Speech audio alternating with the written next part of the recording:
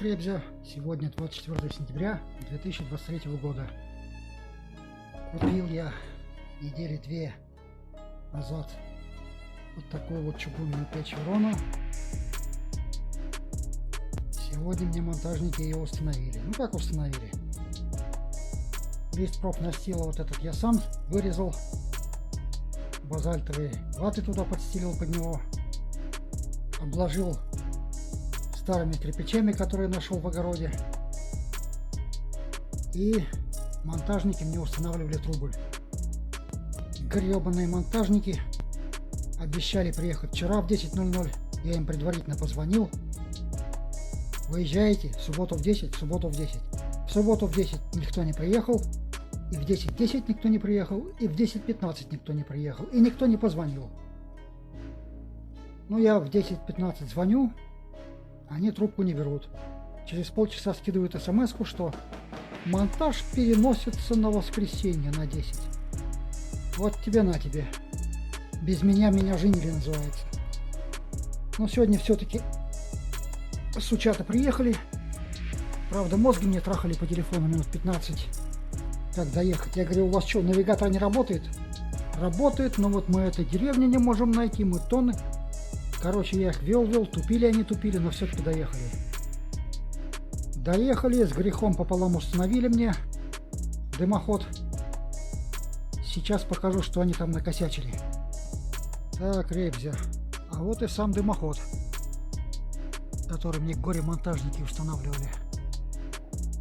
Но с грехом пополам установили. Значит, что тут надо еще доделывать?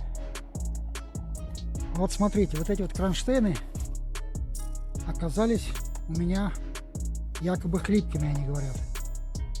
Пришлось вот их наращивать брусками, моими, естественно, не ихними. И пера у них не было, чтобы сверлить вот эти вот отверстия.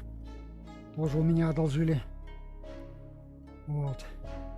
Но говорят они, на этих кронштейнах дымоход ваш не простоит. Надо делать вот сюда вот какие-то подставки, сваи. Вот эта вот подставка, которую вы видите, это временная подставка. Она будет стоять несколько дней. А вместо нее надо туда или врыть столбы, или забетонировать и на бетон столбы поставить. И вот сюда вот, чтобы был, как говорится, фундамент для дымохода. Ибо на этих кронштейнах он обвалится. Но такие кронштейны мне продали в магазине, где я покупал печку. Да. И кроме того косяка, что они на сутки опоздали на монтаж, монтажники должны были вчера приехать к 10, не позвонили, уже постфактум сообщили уже где-то пол 11 или без 20:11, что монтаж переносится, видите ли, на завтра. Короче, вверх хамство и быдлячество. Ну, сегодня с грехом пополам втроем установили. Вот он слегка там наверху кривоватый.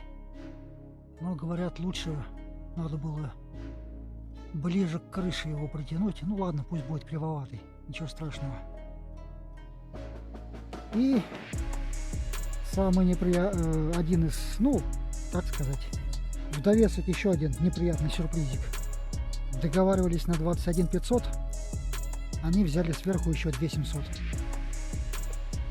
Ну, так сказали, вот у нас ушло 3 герметика, а вы покупали 1 герметик, мы 2 своих потратили, мы тут минеральную вату свою потратили, еще там 2 герметика по 1000, плюс там это самое 500, плюс там чего-то еще мы там 250 потратили, вот с вас 2 700 еще. Но я не стал с ними спорить, понимаю, конечно, что это банальное вымогательство, но мне проще 2 700 отдать и больше никогда с этими людьми не общаться и не видеться. И записать им негативный отзыв, хотя бы на свой канал. И всех надо предупредить, чтобы с ними дела не имели. Вот. Вот такой вот обзор на мою отопительную систему. Все, конечно, колхозно. Но я человек не богатый, можно сказать, живу почти в колхозе. Временно мне пойдет, а потом, даст Бог, если буду жив, тут вот газ проводит, он уже вот этот вот белый шкаф, это газовикам принадлежит он, электрический шкаф, это газовики для себя тянули. И дай бог в следующем году будет газ, будут деньги, может быть газ проведу. Вот такие у нас все сервисмены. Недавно, неделю назад окна устанавливал, двойные энергосберегающие вместо своих одинарных. Тоже мозга трахали. Обещали еще в конце августа, за 2 недели максимум. Я позвонил через 2 недели. Начальник этой фирмы орать на меня начал чуть ли не матом. И, кстати, мат там тоже был. Что, мне звоните каждые 5 минут? Хотя я ему звонил не 5 минут, а 2 раза в день позвонил после того, как все сроки прошли, обещанные. Обещал он на прошлые выходные доставить. Нифига не доставил, в понедельник я позвонил, он трубку не взял. Еще раз позвонил через несколько часов, он опять не взял. Потом через несколько часов сам позвонил и давай сразу орать. Поорал, трубку бросил и все. Потом появился через несколько дней.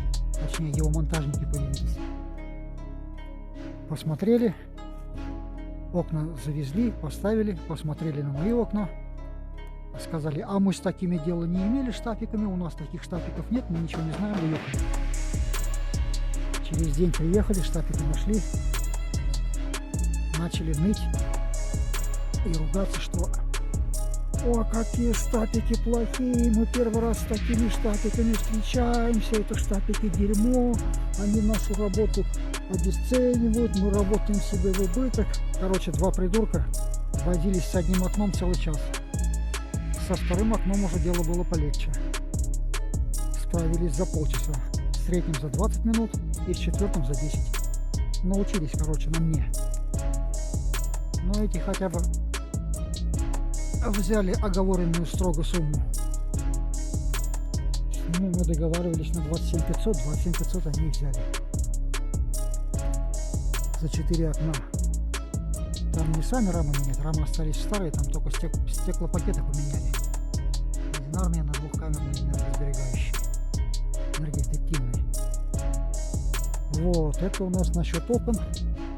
Окна я утеплил, печку поставил, дымоход надо дорабатывать. Я тут подумаю, что можно тут в качестве фундамента сделать. Что-нибудь на колхозе. Как видите, в доме уже наколхозил. Обложил печку остатками старого битого кирпича, который в огороде нашел. Вот такие у меня окна.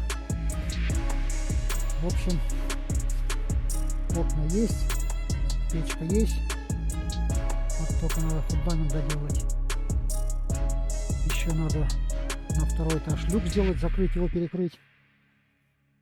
Посмотреть, что там с потолком. Поделать можно, утеплить пол. Что поделать, утеплить. И может быть на этот год еще успею стену утеплить, минеральной ватой обшить. Если успею. Но надо успевать, надо. Все, ребята, на этом обзор подготовки своего дома к зиме я заканчиваю. Вот вам дымоход. Кстати, дымоход у нас оказался ниже конька, а должен быть по всем нормам выше, чтобы ветер не задувал и не было обратной тяги. Вот видите, у нас дымоход, если отойти посмотреть, чуть-чуть пониже конька будет. А надо повыше его делать. Ну так интернет говорит. Ну ладно, пока ветра нет, тяга хорошая. Будет ветер, посмотрим, как он будет себя чувствовать. Пока печкой я доволен, печка великолепная, греет хорошо. Краска обгорела за 1,5 часа. Помещение проветрил, окна все открыл. Через 2,5 часа закрыл. Все, ребята, на этом обзор заканчиваю. Бывайте здоровы, живите богато. А я уезжаю до дома, до хаты.